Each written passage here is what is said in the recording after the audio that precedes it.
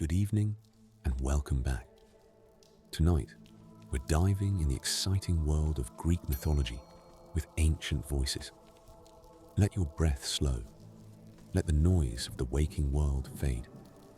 Tonight, these stories are not told to awaken wonder alone. They are told to carry the mind gently into rest, as they once did beside oil lamps, stone walls, and quiet seas.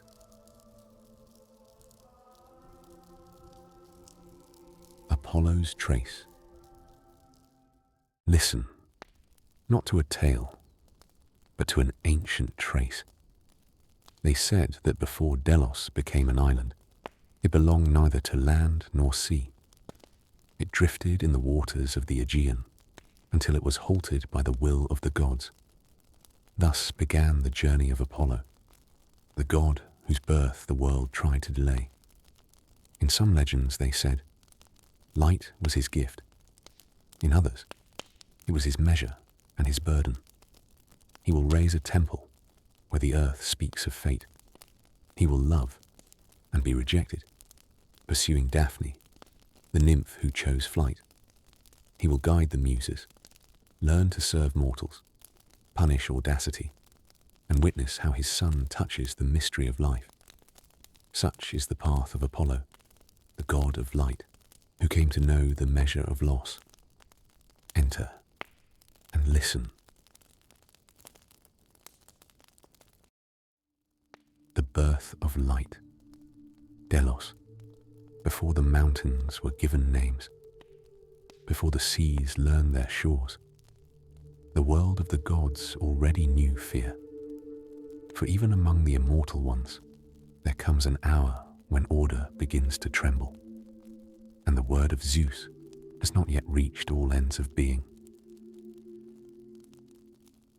In those days, Leto, gentle and luminous among the Titanides, daughter of Chaos, keeper of the axis of heaven, and Phoebe, ancient Titaness of clear mind and prophetic knowing, carried within her two unborn lives.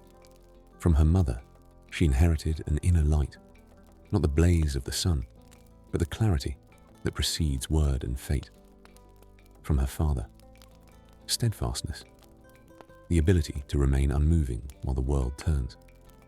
Leto did not seek power.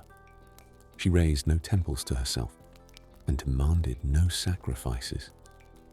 The Greeks knew her as an image of quiet endurance, as one who remains silent longer than others, and therefore endures more.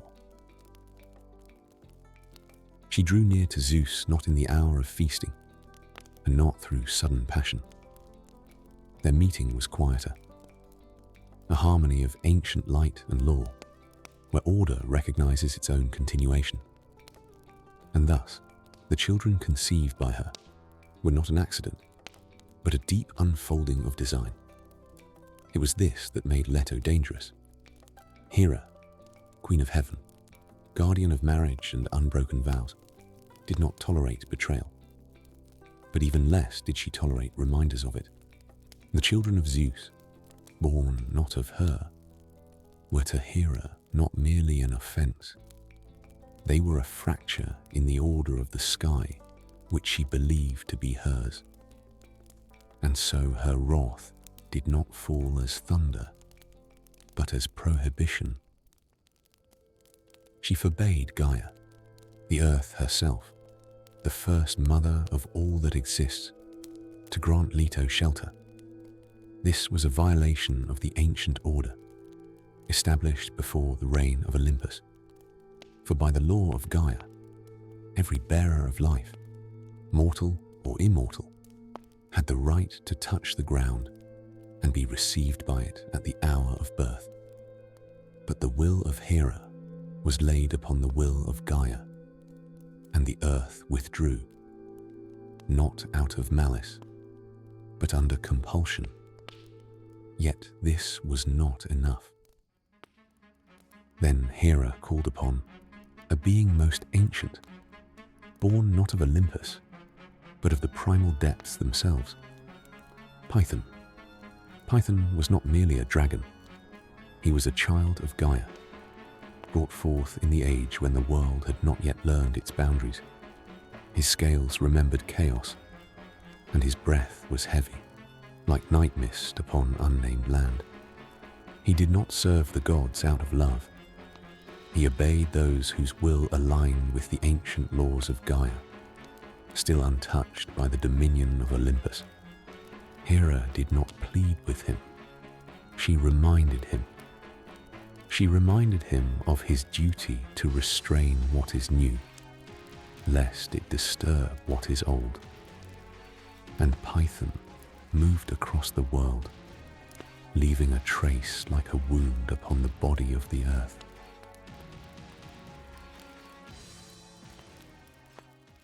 And Leto walked on. She crossed plains and mountains, ascended to temples and descended into caves. Yet everywhere the earth refused her. Springs murmured, but did not receive her. Trees bent, but did not shelter her. Even the air seemed heavier around her. Then Zeus, seeing the suffering of the one who carried his children, and knowing the hour had drawn near, called upon his brother, Poseidon, lord of the seas. For the sea is not Gaia, and the sky holds no dominion over the waves as it does over the land. In those days, amid the waters of the Aegean, there drifted an island, unrooted, unacknowledged. It was grey and barren, like a forgotten thought of the gods. Its cliffs were bare, the winds wailed through its fissures, and only seabirds found brief refuge there. This island was called Delos. When Leto set foot upon it, the sea shuddered. The waves recognized her. Poseidon rose from the depths, not in fury, but in majesty. He struck the sea floor with his trident, and from the abyss rose pillars of stone. They grew as though the firmament of the world were remembering a lost form. The waters parted. The waves fell silent. And the island that once wandered found its place. Delos became unmoving. Yet even here the birth was delayed, for Hera would not allow Eileithyia, goddess of childbirth, to take a step. Eileithyia stood at the threshold of Olympus, bound by a vow of silence. She knew Leto's suffering, yet obeyed the Queen of Heaven. Then the goddesses who felt compassion for Leto resorted to cunning. They distracted Hera with gifts and words, soft as clouds at dusk. And in that moment, Eileithyia stepped forward. Upon Delos, the first cry was heard.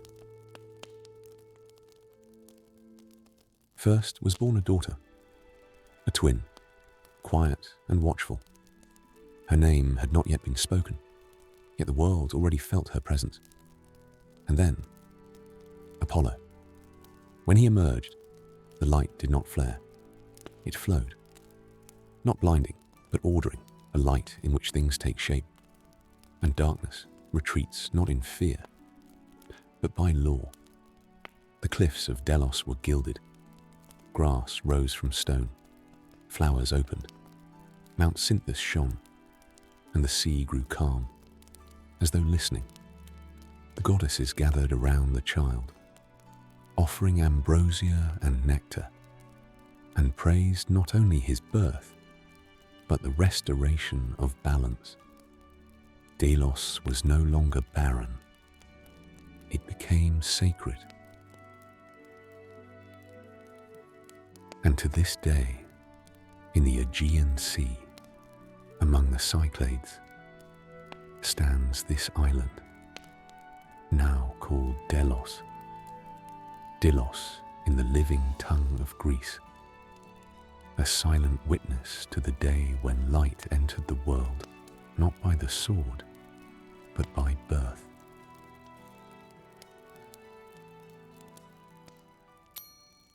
Apollo, Python, and the birth of Delphi.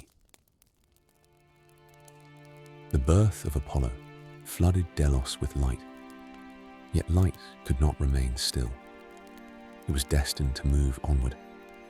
The infant, still resting in the arms of Leto, already carried clarity within him, and for that reason, his path could not be peaceful. Light, once born into the world, is always drawn to what stands against it. Years passed. Apollo grew swiftly, faster than mortals, faster than time itself. And when he first rose into the sky, his steps already sounded like fate. Upon his shoulders he bore a bow, forged not by mortal hands. Some said Hephaestus himself had tempered its curves. Others claim the golden arrows were granted by the will of Zeus, not for the hunt, but to establish the reign of light. And the chime of those arrows was already heard by darkness.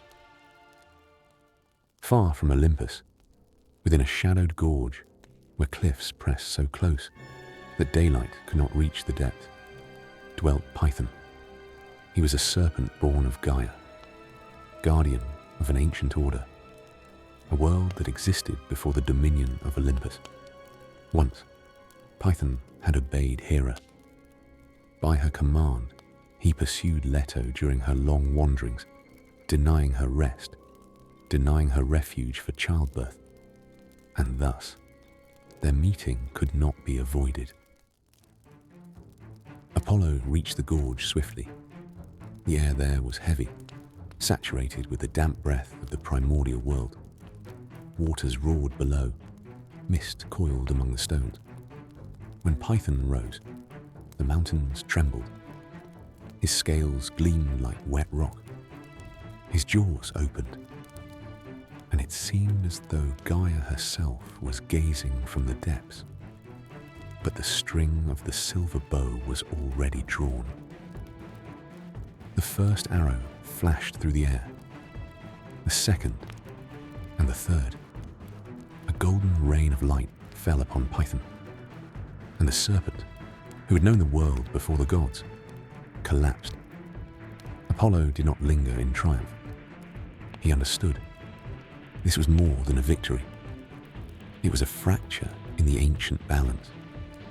He consigned Python's body to the earth, upon the very place that would one day be called Delphi. And it was here that a voice arose, a voice the whole world would come to hear. Apollo founded a sanctuary. Here he began to speak on behalf of Zeus, not as a judge, but as a conduit of divine will. Yet not all received this in silence. Hera, to whom Python had once been bound, was seized by wrath. In some tales, it is said she mourned the serpent as a son. In others, she could not forgive Apollo for shattering the ancient order. She demanded punishment from Zeus, and the punishment was unlike any other. Apollo was commanded not to depart from Delphi, but to remain, to speak the fates of mortals day after day, to receive their questions, their fears, their hopes. Thus, light became a voice. Later, in the form of a dolphin, Apollo would guide Cretan sailors to these shores and make them the first priests of his temple. And this place would remain in the memory of the world as Delphi, where a god first spoke to humankind.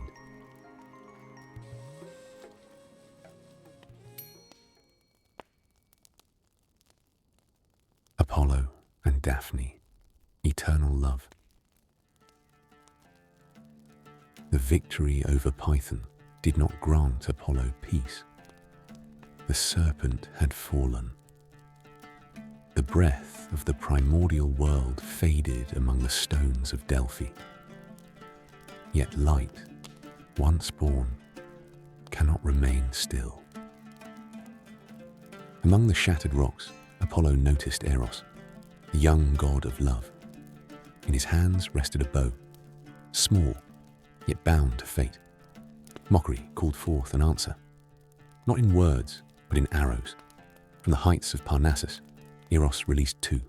One, golden, ignited love within Apollo's heart.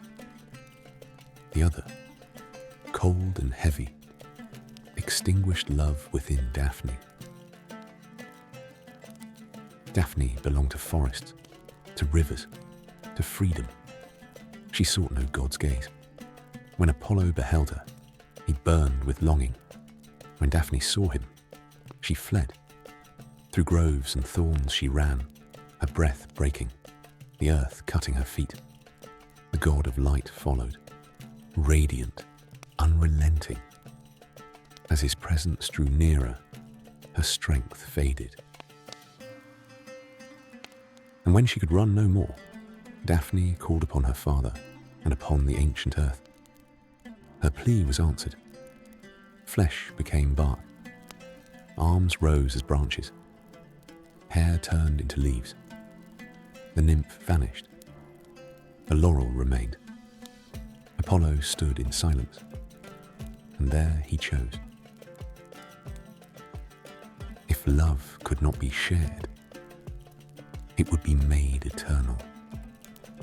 From that day on, the laurel was sacred to him, not as a trophy, but as remembrance.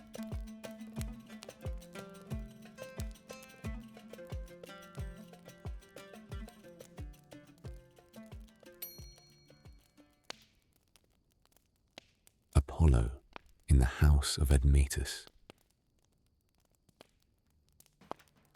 Though Python was born of the ancient earth and stood as an enemy of Olympus, blood shed, even in a righteous battle, demanded purification. Such was the law, older than the gods themselves.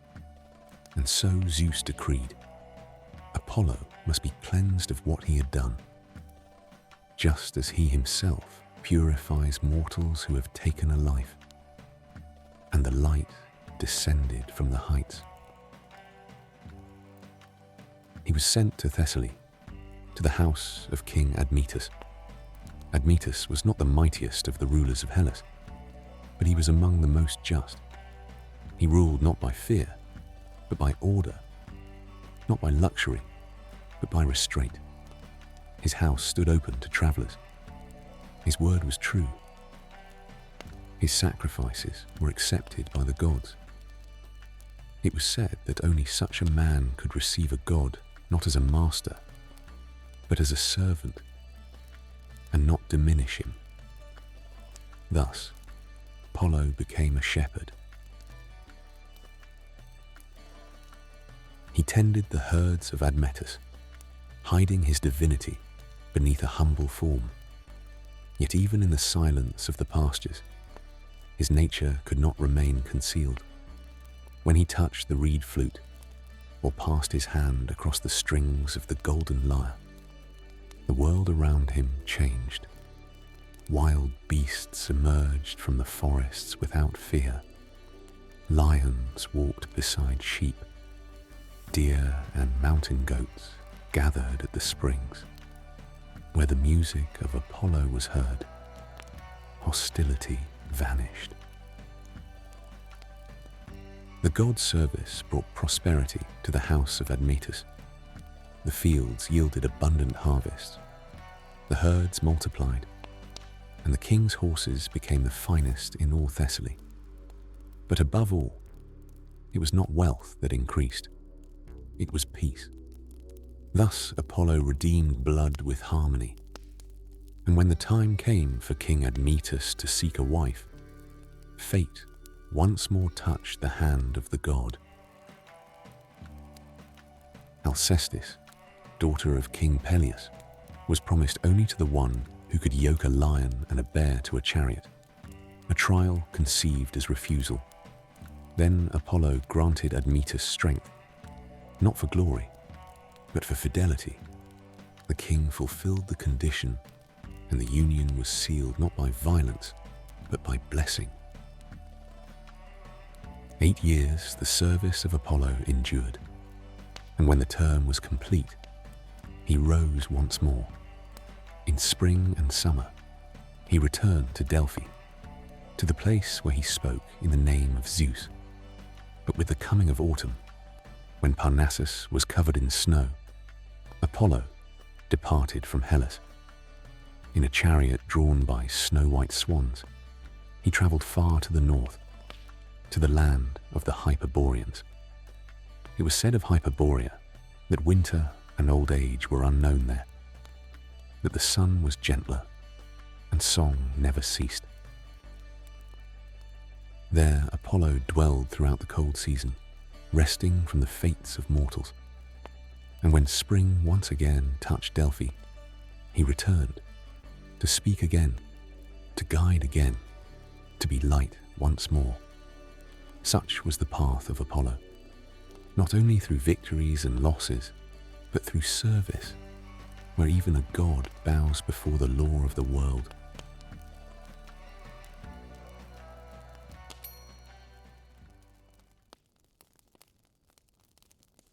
Apollo and the Muses. In spring and summer, when the land of Hellas filled with living breath, Apollo gathered his sacred circle once more, not in crowded squares, nor within the walls of cities, but where nature itself was a temple, on the wooded slopes of Helicon, among stone and shadow, by the spring of Hippocrene, which burst forth from the rock at the strike of Pegasus' hoof. The first song was heard. And upon Parnassus, by the clear waters of the Castalian spring, where speech becomes prophecy, the god of light led the dance of the 9 Muses. The Muses were daughters of Zeus and of Mnemosyne, and it was no accident that memory became their mother. Mnemosyne, ancient among the Titans, was born before the reign of Olympus. She guarded not mere recollection, but the very fabric of being. She remembered names before they were spoken, deeds before they were done, and destinies before they were chosen. In the Orphic tradition, it was said that without Mnemosyne, the world would shatter into unconnected moments, and mortals would lose the path between what was and what was yet to come. From her were born the Muses, not as adornments of the gods, but as keepers of meaning. Apollo was their leader, not their master, but the first among equals. He walked at the head of the chorus, crowned with a wreath of laurel, the memory of a love made eternal. In his hands sounded the golden lyre, and each string answered not only in the air, but in stone, in water, and in the roots of trees. Behind him followed the Muses, each bearing her own gift, each holding a voice of the world. Calliope carried epic and the fates of heroes.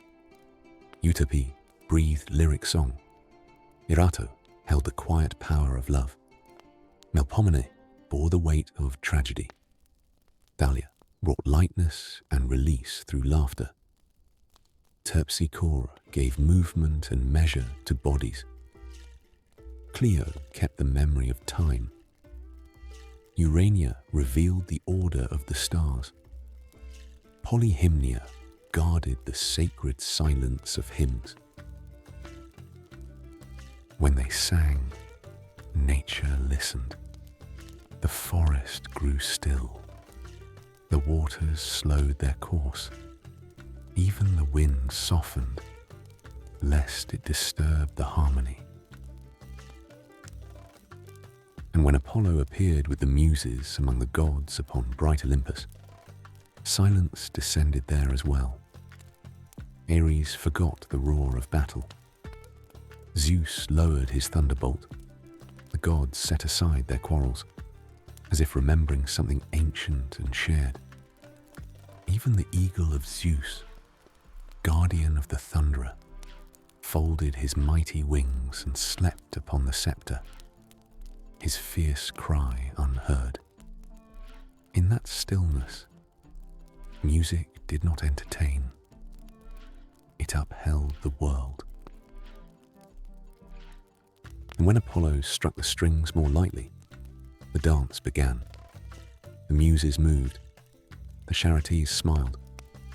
Aphrodite shone with ageless youth. Hermes laughed, and at the front of all walked Artemis, luminous and restrained, like a moonlit path through a silent forest. Thus music bound the gods together, as memory binds the ages. And so the ancients said, as long as Apollo leads the choir of the Muses, as long as Mnemosyne keeps the names, the world will not fall into darkness and forgetting. And this song is not for the ear, but for the sleep of the earth itself.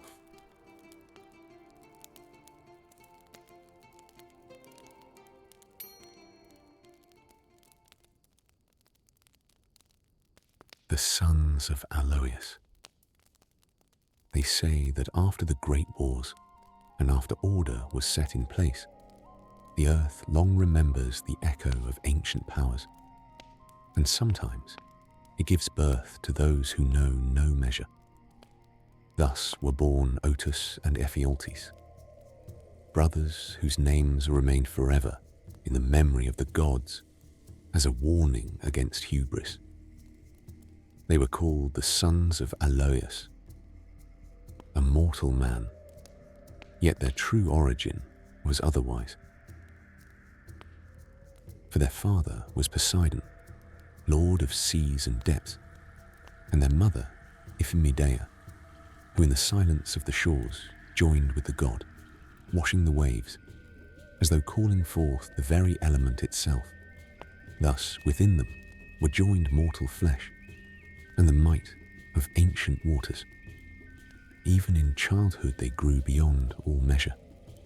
With each passing year they gained a cubit in height, a measure of strength, a heavier tread upon the earth. Soon their bodies stood like towers, and their voices rolled like distant thunder. They knew no fear. They knew no doubt. They knew no limit. The world seemed too narrow for them. When they came of age, their arrogance turned toward Olympus. Grant us only time, they said, and we shall stack the mountains one upon another, Ossa upon Pelion, Pelion upon Olympus, and ascend to the heights where the gods now rule. They did not seek ascent alone. They sought replacement. Hera they would take for themselves.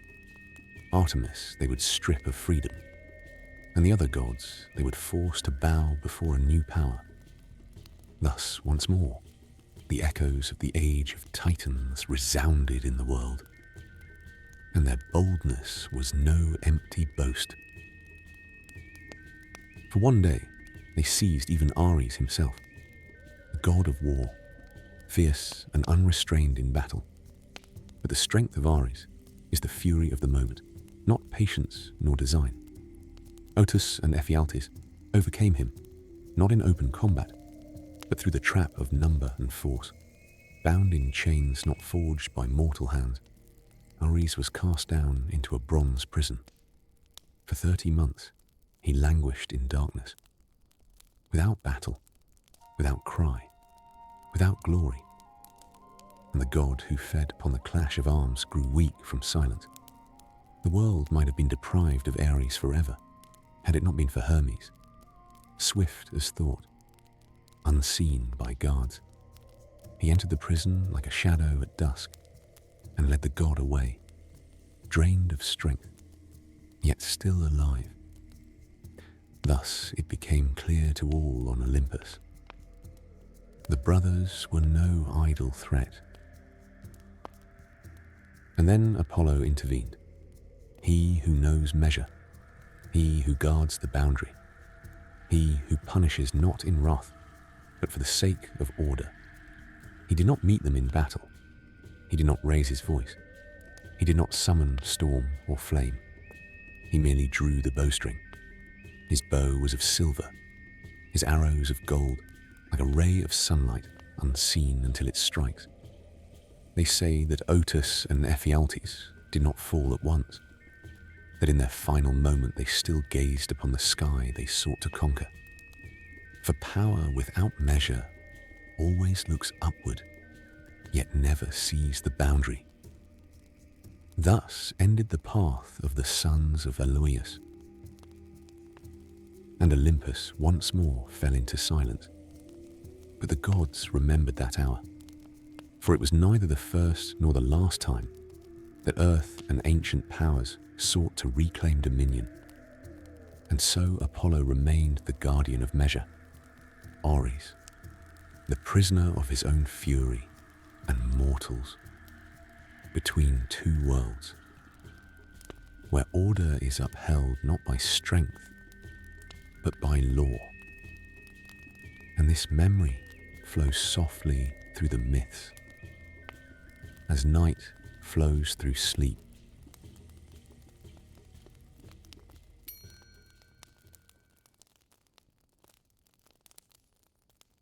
Marsyas. They say when order was set on Olympus, and each power found its place, music changed. It no longer wandered blindly. It learned to hold the world together. But in the quiet valleys of Phrygia, another sound still lived. Wind through reeds, breath without rule, a song born of earth, not of law. There lived Marsyas, a satyr of fields and forests, a being of instinct, of breath. Athena once shaped the reed flute, then cast it away. She saw her face twisted by the sound and spoke a warning over it. Marsyas did not hear her words. He found a flute among the grass, lifted it, played. The sound was simple, alive. It made shepherds stop. It made animals listen, and pride came softly. Believing beauty was enough, Marsyas called to Apollo. He did not know he was not summoning a rival, but a boundary. Apollo came crowned with laurel, golden lyre in hand, light walking in human form. The contest began. From the flute, raw breath, wandering sorrow, sound without edge. From the lyre, clarity, harmony, a music that knew when to begin and when to end. Apollo prevailed, but it was not defeat that doomed Marsyas. It was the challenge itself. For the world cannot endure when every voice claims the same height. Marsyas was bound. His skin was taken while breath still lingered. They say it hung in a Phrygian cave. When the reed flute sounded, it trembled. When Apollo's lyre was heard, it fell still. And the gods remembered. Not every song is meant to rise so high. Thus, Apollo remained, not cruel, but necessary. And music learned that even inspiration must know its shore. This memory flows still, quiet as breath, through myth, through night, through sleep.